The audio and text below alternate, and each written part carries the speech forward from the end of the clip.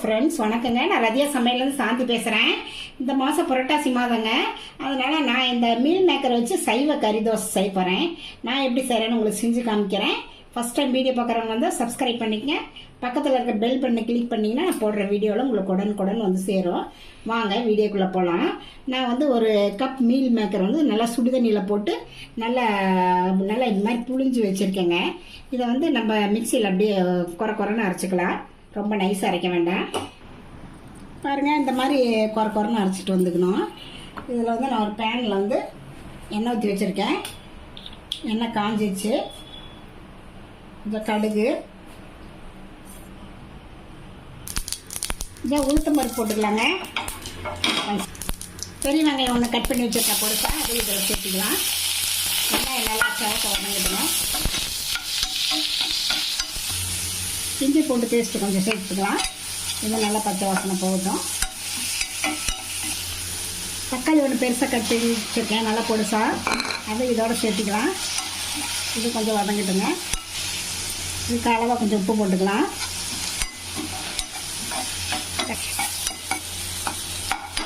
இதுக்குள்ள மஞ்சள்தூள் ஒரு அரை டீஸ்பூனுங்க, கறி மசாலா அது ஒரு அரை டீஸ்பூனு, மிளகாத்தூள் அரை டீஸ்பூனு, மல்லித்தூள் வந்து அது ஒரு அரை டீஸ்பூனுங்க. இதெல்லாம் போட்டு ஒரு ஸ்பூன் தண்ணி ஊற்றினா போதும்.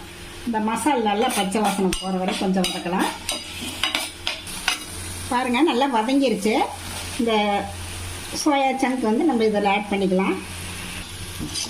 நல்லா இந்த மசாலாவோடு சேர்ந்து இந்த சோயா சங்க்கும் நல்லா இதாகிட்டுங்க. ஒரு 2 நிமிஷம் இருந்தால் போதும், ரொம்ப நேரம் எடுக்கணுங்கிறது கிடையாது.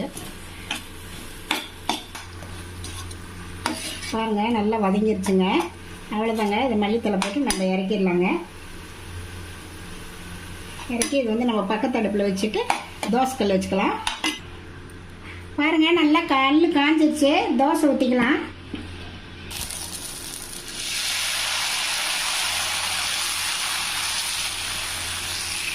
கொஞ்சம் எண்ணெய் விட்டுக்கலாங்க. கொஞ்சம் வேகட்டும். மாவை இந்த மாதிரி நம்ம அப்படி வலிச்சு விட்டுறலாங்க. நம்ம மீல் மேக்கர் மசாலாவை இதில் ஆட் பண்ணிக்கலாம்.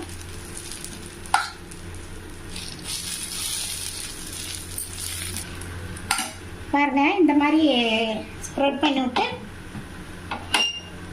கொஞ்சம் லைட்டாக எண்ணெய் விடலாம். அவ்வளோதான். நம்ம தோசை அப்படியே திருப்பி போட்டுக்கலாங்க. 1 நிமிஷம் இருந்தால் போதும். பாருங்கள், ரெடி ஆகிடுச்சா? அவ்வளோதாங்க. இதை நம்ம எடுத்து ஒரு பிளேட்டுக்கு மாற்றிடலாம். பாருங்கள் எப்படி இருக்குன்ட்டு. இதுக்கு தேங்காய் சட்னி, எந்த சட்னி வேணாலும் வச்சு நம்ம சாப்பிட்லாம். குழந்தைங்களுக்கு செஞ்சு கொடுத்தீங்கன்னா ரொம்ப விரும்பி சாப்பிடுவாங்க. நீங்களும் இந்த மாதிரி ட்ரை பண்ணி பார்த்துட்டு எப்படி இருக்குன்னு ரதியா சமையலுக்கு சப்ஸ்கிரைப் பண்ணுங்கள், லைக் பண்ணுங்கள், ஷேர் பண்ணுங்கள். அடுத்த வீடியோவில் வேறு ரெசிபி சந்திக்கிறேன். வணக்கங்க.